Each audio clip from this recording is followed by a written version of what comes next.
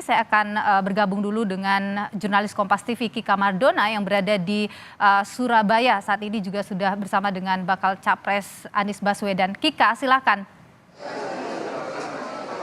Ya, Nilu dan juga saudara, jadi tadi untuk deklarasi pasangan bakal calon presiden dan juga bakal calon wakil presiden, yaitu Anies Baswedan dan juga Muhaimin Iskandar sudah berlangsung di Hotel Majapahit, Surabaya. Ada cerita sejarahnya juga mengapa lokasi ini dipilih, namun saya ingin mengajak berbincang langsung bakal calon presiden dan juga bakal calon wakil presiden. Sebelumnya kami ucapkan selamat untuk deklarasi hari ini, Bapak. Saya mau tanya dulu, untuk koalisi Nasdem, PKB, PKS sudah cukup atau masih mau nambah lagi nih, Bapak? Begini, bagi kami misi yang kami jalankan itu yang menjadi fokus. Untuk bisa menjalankan itu tentu kita berharap dapat dukungan lebih luas. Nah, kalau ada tambahan partai tentu senang, tapi sekarang sudah cukup untuk bisa mulai berproses. Kalau Pak Muhaimin gimana nih Pak? Ada nggak kira-kira potensi untuk partai lain yang nantinya dilirik untuk masuk ke koalisi? Pasti kita akan terus berusaha meyakinkan teman-teman dari partai lain, tetapi bukan bergantung partai lain, bergantung teman-teman kita sendiri untuk meyakinkan masyarakat dan rakyat.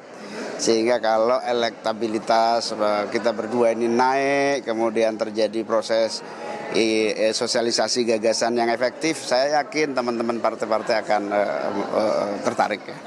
Pak, tapi gimana Pak untuk mengejar elektabilitas Pak? Karena untuk di sejumlah survei nih ya, untuk Pak Anies sendiri posisinya ketiga, untuk Caimin juga masih ada dibanding-banding kayak gitu Pak, dengan potensi cawapres lain. Apa strateginya mungkin Pak? Begini, ketika bicara survei itu potret hari itu. Nah, kita melihat ini berproses, kita menyampaikan gagasan, kita menyampaikan rencana, dan alhamdulillah dengan adanya kita bertiga, maka ada kepastian.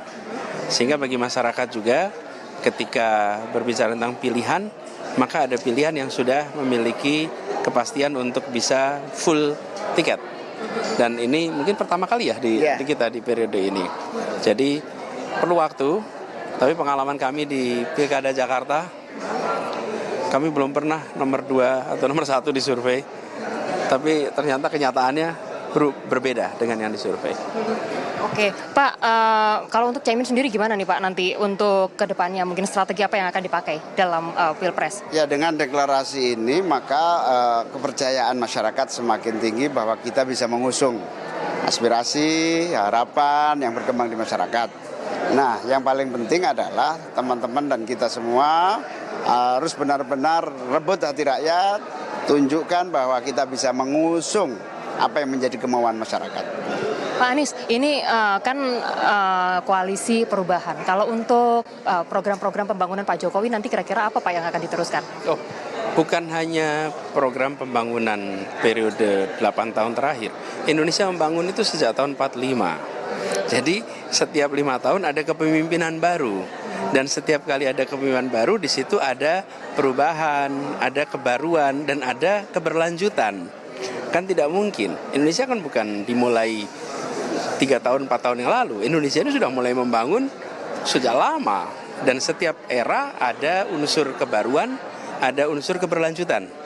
Tentu program-program yang dirasakan manfaatnya oleh masyarakat banyak, itu dengan sendirinya akan diteruskan, mau bermanfaat. Dan kita ingin membawa unsur perubahan. Apa itu? Unsur keadilan di dalam penyusunan kebijakan. Sehingga kebijakan-kebijakan yang kita buat dirasakan manfaatnya bukan hanya oleh sekelompok orang atau sekelompok wilayah, tapi oleh semua dan di semua wilayah. Jadi kita ingin yang disebut sebagai pembangunan itu bukan sekelompok, tapi semua. Itulah aspek keadilan yang ingin kita tonjolkan, sehingga kebijakan-kebijakan yang dibuat dirasakan manfaatnya oleh lebih banyak orang. Yang juga jadi penasaran banyak orang, tiba-tiba jadian gitu Pak. Tiba-tiba bersama. Kapan PDKT-nya Pak? Apa yang membuat akhirnya klop gitu Pak satu sama lain antara Pak Anies dengan Pak Muhaimin? Ya, kalau perjodohan itu biasanya yang pacaran lama nggak jadi malah. Yang tiba-tiba jadi, itulah takdir. Itulah kesempatan yang diberikan Tuhan agar perjodohan yang biasanya gitu. Malah banyak itu yang mahasiswa di skripsinya ditulis untuk sayangku ini. Begitu kawin nggak sama yang dia. Jadi tapi belum dijawab nih Pak, persamaannya apa nih Pak antara Pak Anies dengan Pak Muhaimin, persamaannya? Oh banyak sekali, kita sama-sama mahasiswa, sama-sama pernah bergerak sebagai mahasiswa di UGM, bergerak sebagai aktivis, jadi terkenalnya Pak Anies lebih aktif di HMI, saya di PMII, ini sama-sama bergerak. Pak Anies juga disenangi kalangan penggerak sosial gitu ya. Saya juga punya grassroots yang saya kira potensial untuk menjadi kekuatan. Oke, Ya, Pak. dan saya ingin jelas, Gus Muhaimin ini rekam jejak aktivismenya itu panjang. Apa sih artinya kalau aktif sejak muda itu? Semangatnya tinggi. Tidak mungkin bisa menjaga aktivisme begitu panjang apabila tidak punya daya juang, daya semangat yang besar. Dan pengalamannya lengkap. Di eksekutif pernah, di legislatif pernah. Saya belum pernah menjadi anggota DPR. Beliau pernah jadi anggota DPR. Saya pernah menjadi gubernur, beliau belum pernah menjadi gubernur. Kita sama-sama pernah di aspek kementerian. Jadi mudah-mudahan kombinasi ini akan bisa membuat apa yang menjadi misi kita lebih mudah untuk kita laksanakan. Sehingga bagi rakyat juga ketika mereka membandingkan kepemimpinan, mereka akan bandingkan siapa yang kira-kira lebih bisa memberikan yang dijanjikan bagi kami supaya terjadi perubahan di kondisi keluarga-keluarga di Indonesia. Siap, luar biasa. Pak, satu lagi nih sama untuk Caimin pertanyaannya. Ini sejauh ini bagaimana komunikasi dengan Pak Jokowi? Sudah dapat apa saja? Ya, karena ini mendadak, saya belum sempat bertemu langsung, tetapi saya komunikasi dengan teman-teman yang biasanya sama beliau. Oke, siap. Terima kasih. Sukses selalu untuk perjalanan politiknya nanti ke depan 2024-2029. Terima kasih banyak. Terima kasih. Iya, itu tadi bincang-bincang saya Kika Madona bersama dengan bakal calon presiden dan juga bakal calon wakil presiden yaitu Anies Baswedan dan juga Muhaimin Iskandar. Seperti yang tadi disampaikan bahwa perjalanan hingga akhirnya kedua pasangan ini bersatu tidaklah mudah karena sebelumnya juga sempat ada beberapa kejutan yang akhirnya atau ujungnya ini sampai di rapat plenokan di DPW PKB Jawa Timur pada hari Jumat kemarin.